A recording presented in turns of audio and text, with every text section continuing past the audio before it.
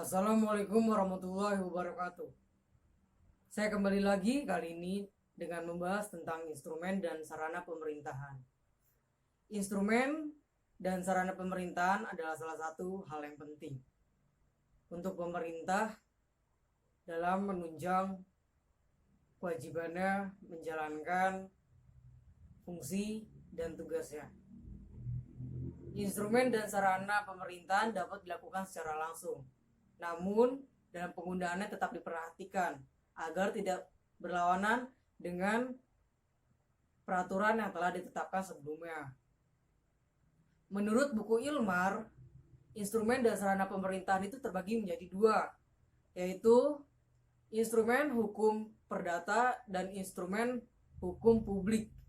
Instrumen hukum publik dalam penyelenggaraannya merupakan suatu kewajiban pemerintah dalam menentukan suatu tindakan yang sesuai dengan kewenangannya.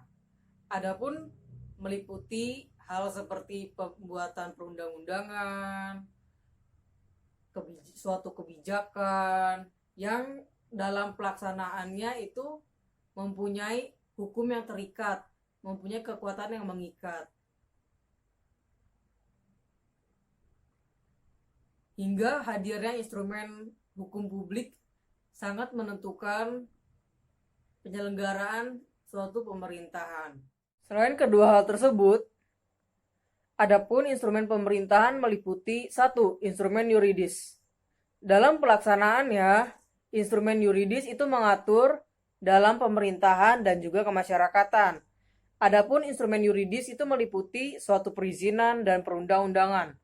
Baik itu Undang-Undang Dasar 1945, Peraturan Presiden hingga peraturan menteri. Dalam peraturan tersebut itu bersifat umum dan komprehensif. Selain itu, adapun instrumen yang mengikat secara individual dan lebih konkret, seperti hukum tata usaha negara. Contoh penerapannya yaitu pada ketetapan konstitutif, ketetapan kebebasan dan keterikatan, dan lain sebagainya yang bersifat khusus.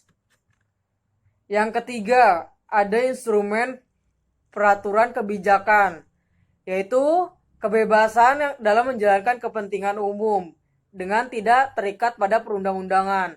Namun, pada pelaksanaannya tetap harus perhatikan asas-asas yang berlaku.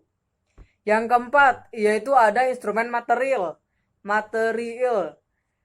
Biasanya hal ini berkaitan dengan penyediaan sarana dan prasarana yang disediakan oleh pemerintah. Adapun instrumen yang kelima dan keenam yaitu yang kelima, instrumen kepegawaian atau bisa disebut juga dengan sumber daya manusia.